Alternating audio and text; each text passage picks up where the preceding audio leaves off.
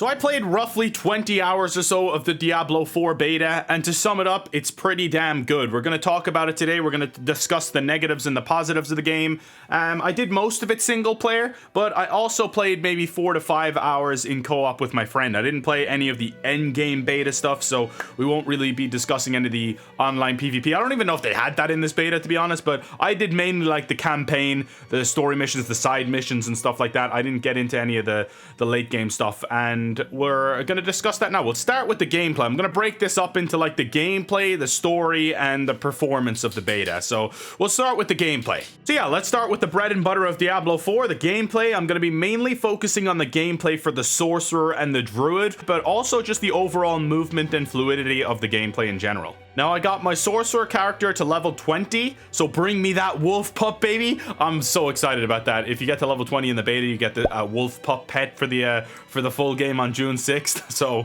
I just grinded the last day to make sure that I hit level 20, and then I just stopped playing. I think I hit it with like 3 hours left in the beta. It's not like I was no-lifing this, and I did have a lot of issues at the start of the beta as well, trying to get online and stuff like that. I was in like a 2-hour queue, and then when I got into the game finally, I was getting a lot of drawback and stuff like that. So I didn't really play as much as I would have wanted to, considering I was busy with other videos and stuff like that as well. But I still, as I said, put a decent chunk of time into the beta, enough for me to form an opinion on the game, I think. And on top of the Sorcerer to level 20, I also got a Druid character to level 10 as well. So I definitely got a more fleshed out experience with the Sorcerer, but to be honest, the 10 levels with the Druid were enough to tell me that the Druid wasn't nearly as fun to play and was a lot weaker combat-wise as well. And I say this as someone who is planning to do a first playthrough with the Druid because of my love for wolves and the shapeshifting into animals is just awesome. I mean, that's why I was just talking about how excited I was for the wolf pup pet in the beta. But as I said, I didn't get to fully check out all of the Druid abilities, but overall it definitely seems like the consensus is that it needs a buff before launch. Not just from me, that's from like every corner of the internet, it seems like. But overall, I'm very excited to check out all of the different classes come launch. The Sorcerer, I had an absolute blast playing as. So my lineup, I was rocking the Frostbolt, Incinerate, Ice Shards, Flame Shield, Frost Nova, and towards the end I replaced the Teleport with the 3-headed serpent dragon thingy, whatever that was. Now I feel like for me this was a really good combo without really looking into any like proper builds, because I'll probably not look into any builds until my second playthrough or so, because I want to just experience the game how I would want to experience the game, like picking the abilities that I want to without being kind of bound to a specific build. I kind of want to just do what feels good to me at the first time of asking. Now, I absolutely loved using Frost Nova to freeze everyone in place, and then using Incinerate and just absolutely whirling around while Incinerate was going, and to just absolutely blast everyone in the nearby vicinity with fire. And then I kind of put on that extra ability that like it burns everyone in the nearby vicinity. And then with Flame Shield on top of that, Flame Shield is awesome because if you're surrounded, it just automatically taking down enemies for you, and that's especially handy if you're a DPS character and you're getting overwhelmed by a lot of different enemies attacking you at once. So that combo of like Frost Nova, Incinerate, and Flame Shield was great for lots of enemies at once. And then I feel like Ice Shard is incredibly powerful, like versus a single enemy, a single strong type enemy. You can take them down really quickly with the Ice Shards. Now it does use a lot of mana. You can only maybe use it 3 times before your mana is completely drained, but just use a couple of Frost Bolts to get your mana back up and you're good to go. Now, as I said, I will be trying out a lot of different stuff, and I did replace Teleport with Serpent. I just thought like Serpent for extra damage, and just having a 3-headed serpent there on the bloody on the battlefield was really fun and cool. But yeah, I really enjoyed the build that I had and what I was doing so far. Gameplay overall feels smooth. Definitely can take a while to get from place to place, as there was no mounts in the beta as far as I'm aware, but fast travel definitely helps. You can fast travel to any waypoint that you've been on the map previously, but there's certain locations that are obviously still quite far away. So I am very excited about mounts. I always love mounts in video games.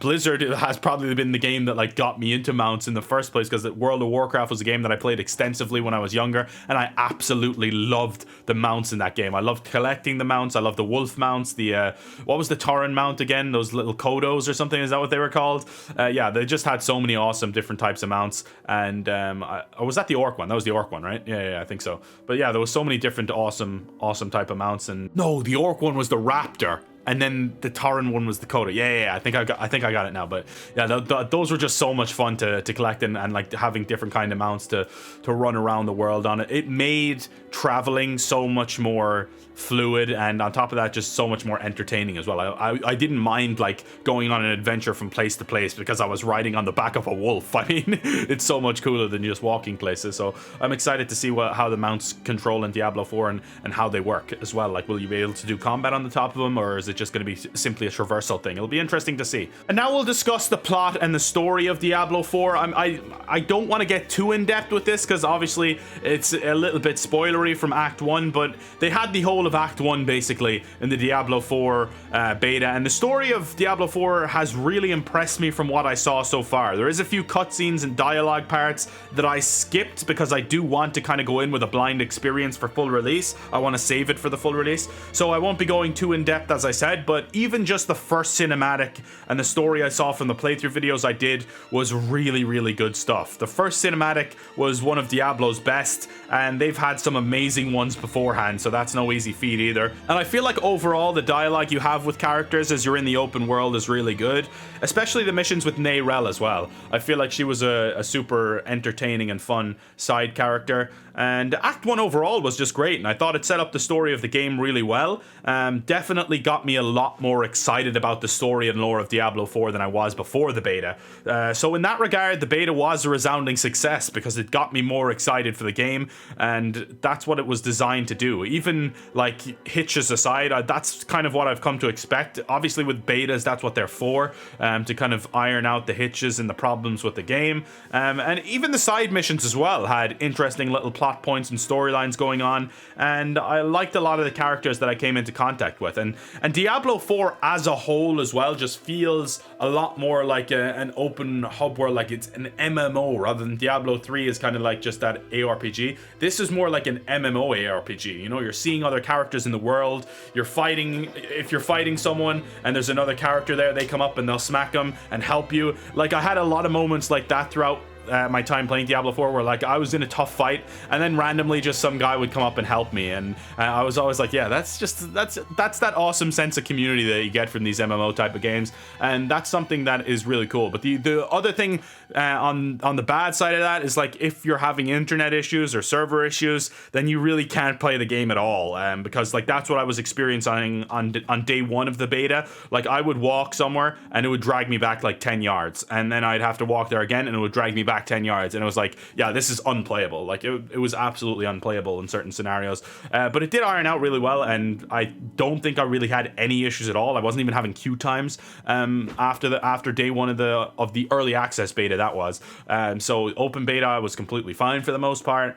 And overall, yeah, just really enjoyed my time with it. And performance overall is what I wanted to talk about last. And I definitely had a few issues on PS5. It wasn't perfect. And I'm talking about like actual performance issues. I'm not talking about server issues really, because the first couple of days, as I said, I did have a lot of issues there. But I'm talking about more when it was working. I definitely had some frame drops in cutscenes, not really in the big cinematics, but the in-game cutscenes that you noticed when it was kind of like switching from gameplay to a little kind of overview of a cutscene or something. But other than that, when it was in gameplay, it ran really smoothly, and it really needs to run smoothly for how much shit is happening on screen at once. It's just absolute chaos, especially when you're playing in co-op with your friends.